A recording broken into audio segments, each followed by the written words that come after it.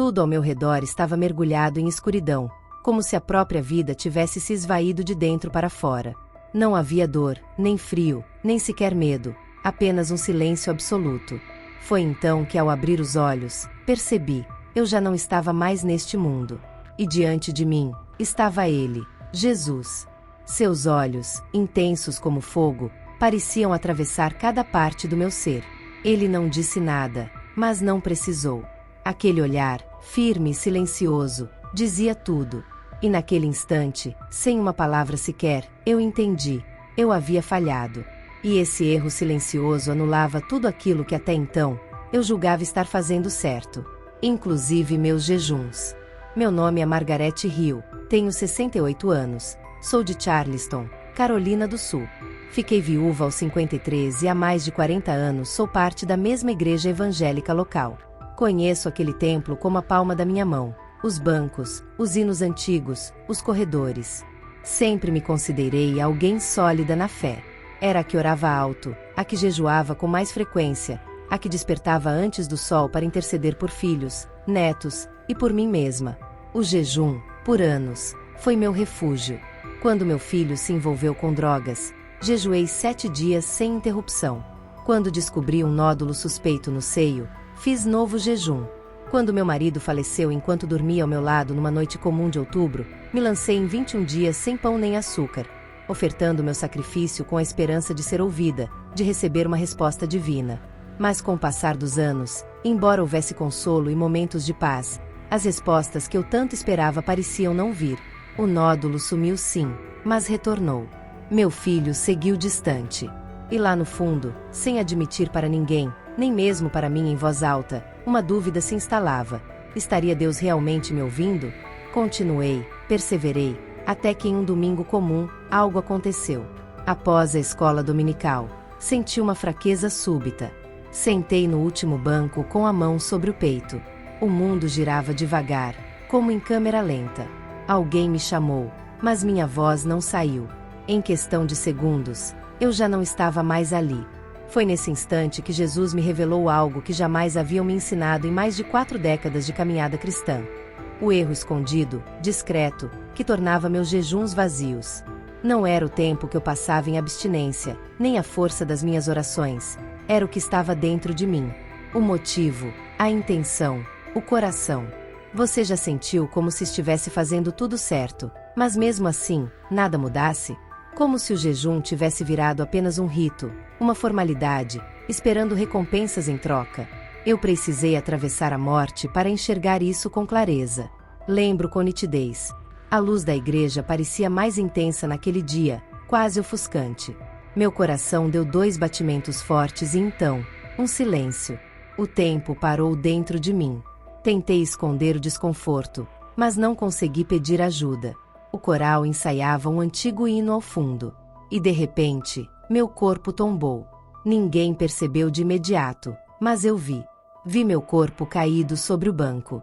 A Bíblia que estava no meu colo escorregou e se abriu em Isaías 58, a última imagem que meus olhos físicos captaram.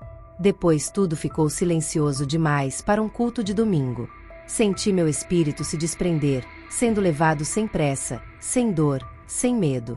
Era como flutuar para fora de mim mesma. Atravessei o teto da igreja, que parecia feito de vidro. Lá de cima, vi meu corpo, os irmãos se aproximando, orando em desespero. Mas eu já não estava mais lá. Era uma sensação impossível de descrever. Não havia tristeza, nem alegria.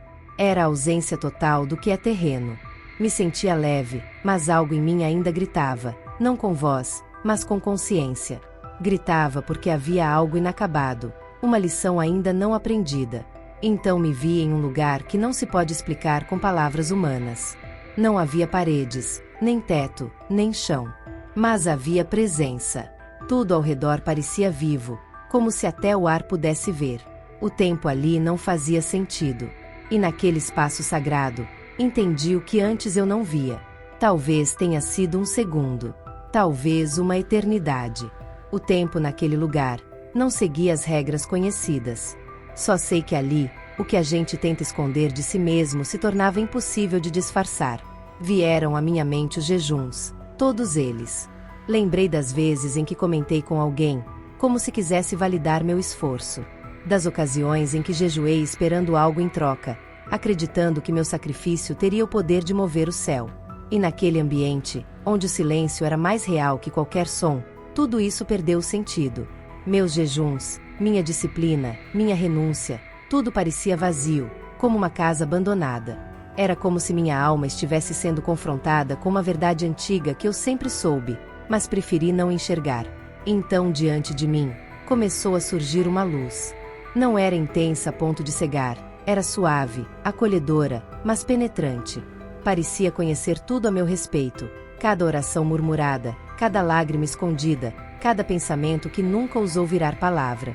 Ela me atraía, mas ao mesmo tempo, me deixava vulnerável. Eu queria me aproximar, mas sentia que não tinha como me sustentar diante dela. Fiquei ali, não sei por quanto tempo, num espaço onde não havia chão, nem céu, apenas consciência. As lembranças vinham como ondas, uma após a outra, cada uma mais forte. Lembrei de quando usava o jejum como moeda de troca. De quando acreditava que Deus reagiria à minha renúncia como se fosse uma chave mágica, abrindo portas só porque eu havia me esforçado. E foi nesse lugar, onde tudo em mim era revelado, que senti algo mudar. Primeiro foi uma percepção, quase imperceptível. Como se o ar ao meu redor se moldasse, se curvasse a uma presença invisível.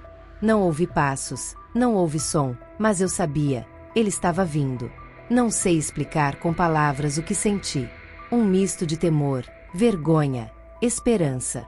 Era como se minha essência fosse chamada para um encontro definitivo. E então ele apareceu. Não chegou em glória exuberante, como nas pinturas antigas. Não havia coroa nem trombetas. Apenas ele, de pé diante de mim, com uma simplicidade que desmontava qualquer orgulho. Suas mãos estavam estendidas, como quem acolhe, mas também como quem revela. E seus olhos não tinham cor, tinham luz. Mas não uma luz que brilha por fora, e sim uma que penetra tudo por dentro. A roupa era branca sim, mas não branca como conhecemos. Era uma brancura viva, que pulsava, como se respirasse com ele. Seu rosto não podia ser descrito com cores ou traços, era feito de presença. Mas foi o olhar que me paralisou. Aquele olhar viu tudo. Sem esforço, sem julgamento em palavras, ele via. Cada motivação oculta, cada oração feita por conveniência, cada tentativa de negociar com o divino. Ele não falou de imediato. E esse silêncio doeu mais do que qualquer repreensão. Porque naquele silêncio, eu compreendi, não era sobre o quanto eu jejuava, ou por quantas horas orava. Era sobre o porquê. Sobre o que eu esperava em troca. Sobre um coração que oferecia, mas sempre esperava receber. Então ele falou. Mas sua voz não veio dos lábios. Ela nasceu dentro de mim. Ecoou em cada parte do que eu sou. Disse, o jejum que escolhi está no que você renuncia em si mesma, não no que você tenta exigir de mim. E eu chorei. Um choro sem lágrimas, porque naquele lugar o choro era da alma. Tudo que eu escondi por tantos anos veio à tona. E ali entendi, ele não me condenava, ele me mostrava, me ensinava, me preparava. Porque aquela revelação era só o começo. Ele ficou em silêncio por mais alguns instantes. Eu ainda tentava compreender o que acabará de ouvir. Era como estar diante de um espelho que não mostra o rosto, mas o interior. Sua voz não era como a de um pregador. Era como um vento que atravessa, que não dá para ignorar. Sem julgamento, mas com verdade. E a verdade dói, principalmente quando passamos a vida achando que estávamos certos. Ele caminhou ao meu redor lentamente, como se cada passo trouxesse um novo entendimento. Então, como se respondesse a uma pergunta que eu nunca fiz em voz alta, ele disse: vocês jejuam esperando que eu me curve ao desejo de vocês. Mas o jejum que eu escolhi é aquele que curva vocês à minha vontade. Naquele momento, senti como se meu coração se partisse em 1000 pedaços. E percebi, cada jejum que fiz por interesse, por troca, por desespero, estava sendo desfeito ali, não porque ele me rejeitava, mas porque me convidava a recomeçar com o coração certo. O verdadeiro jejum não começa no estômago, começa no arrependimento. E não termina com a resposta que a gente quer. Termina com a transformação que a gente precisa. Jesus então ergueu a mão, e naquele instante fui envolvida por uma sequência de visões. Não era um sonho, tampouco lembranças. Era como reviver momentos antigos, mas sob uma nova perspectiva, mais clara, mais dolorosa. Vi cenas do meu cotidiano, agora com outros olhos.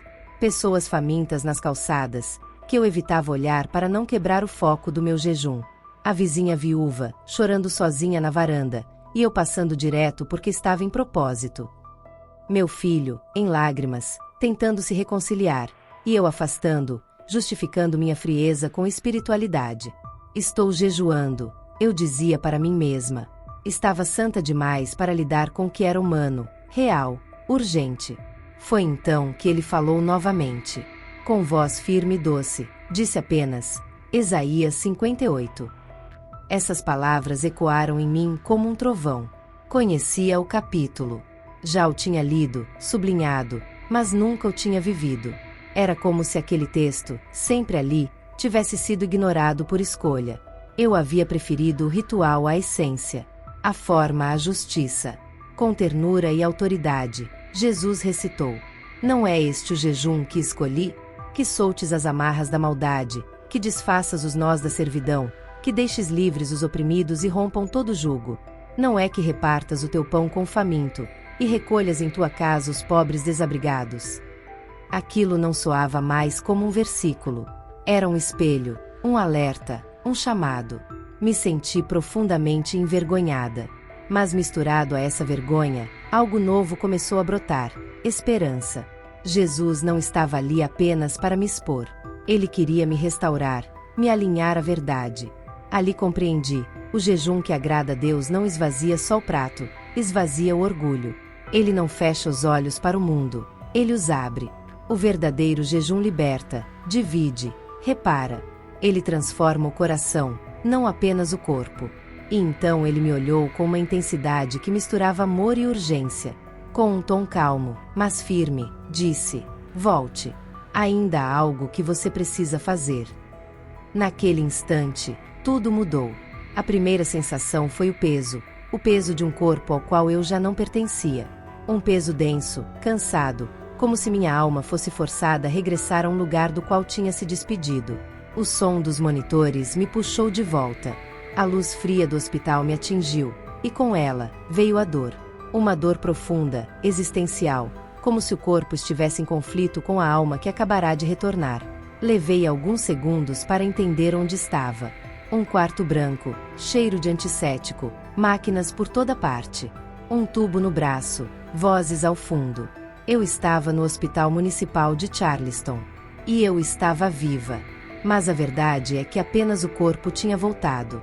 Minha mente, meu espírito, ainda estavam presos do outro lado. Comecei a chorar, não de tristeza, mas de consciência, de lembrança. Porque eu sabia, aquilo que vivi não foi alucinação, nem efeito colateral da parada cardíaca, foi real. Tão real que o peito doía só de lembrar. Tentei explicar. Os médicos diziam que meu coração havia parado por quase 4 minutos. Para eles, era um milagre eu estar ali. Para mim, era mais que isso. Era uma missão. E essa missão pesava mais do que qualquer diagnóstico. Nos dias seguintes, enfrentei mais do que dores físicas. A recuperação real era da alma.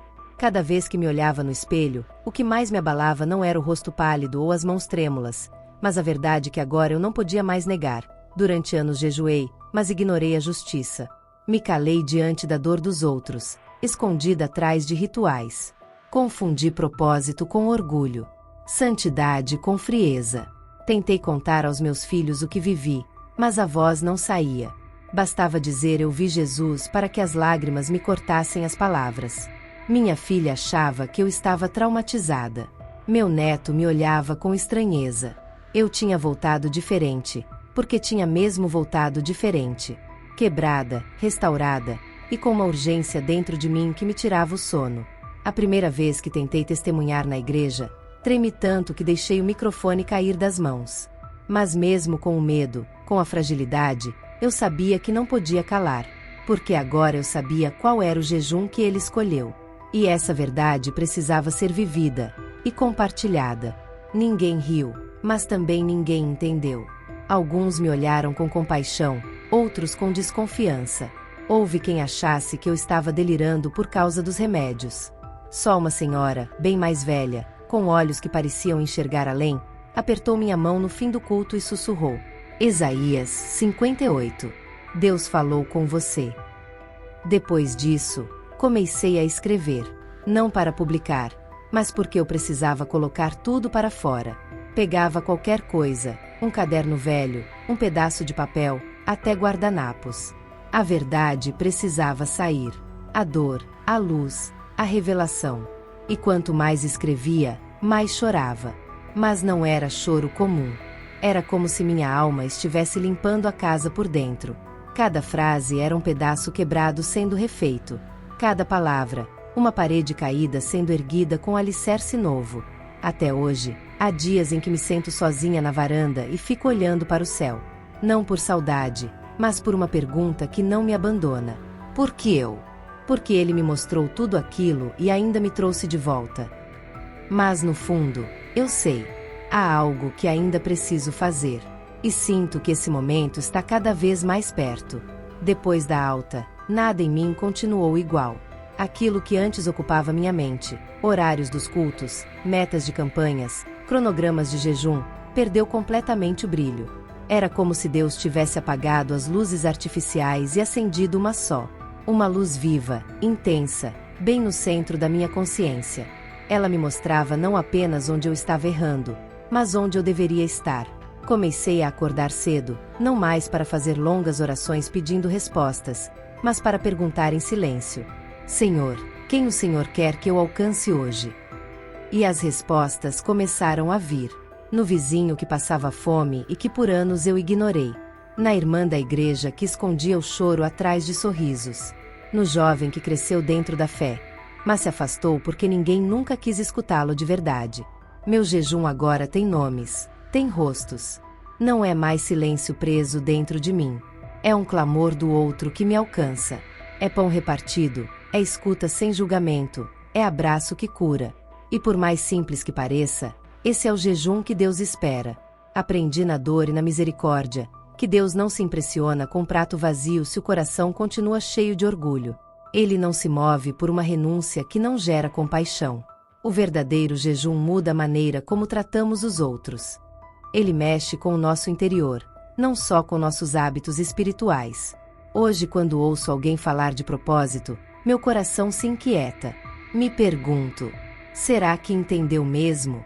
Será que sabe que o poder do jejum não está no tempo que se fica sem comer, mas no quanto se deixa Deus transformar por dentro? Foi isso que Jesus me mostrou. Que jejum não é ritual isolado. É ponte, é chamado, é justiça em movimento. Se não há amor, misericórdia, entrega, então não é jejum. É só fome. Se eu pudesse pedir uma coisa agora, seria isso: que cada pessoa que me ouve hoje voltasse ao texto de Isaías 58, mas com humildade, com olhos abertos. Porque ali está tudo. Deus não rejeita o jejum. Ele rejeita a intenção errada. Ele não ignora a oração, mas olha para o coração de quem ora. E se esse coração está endurecido, não importa quantos dias você passe sem comer, o céu continuará em silêncio. Foi por isso que ele me mandou de volta. Para alertar, para despertar, e também para amar. Hoje eu entendo. A resposta de Deus não vem quando tentamos forçá-la. Ela vem quando nos rendemos. Quando deixamos de negociar e começamos a obedecer. Como está escrito em Joel 2:12. Ainda assim, agora mesmo, diz o Senhor, convertei-vos a mim de todo o vosso coração, e isso com jejuns, com choro e com pranto. O jejum é válido, mas precisa nascer da conversão, não da troca. Precisa vir da sede por justiça, não da vaidade religiosa. E se você chegou até aqui, talvez isso fale diretamente com você. Talvez você esteja jejuando, orando, esperando por uma resposta. E talvez, assim como eu, esteja tentando tocar o céu com o gesto certo, mas com a motivação errada. Se for o caso, não se culpe, mas também não permaneça assim. Deus sempre faz o mesmo convite. Volte, de todo o coração. E quando isso acontecer, as portas se abrirão. Se essa mensagem mexeu com você, continue por aqui. O próximo vídeo pode ser exatamente o que Deus quer usar para te mostrar algo que você nem sabe que precisa, mas que pode mudar tudo. Muito obrigada por assistir até aqui.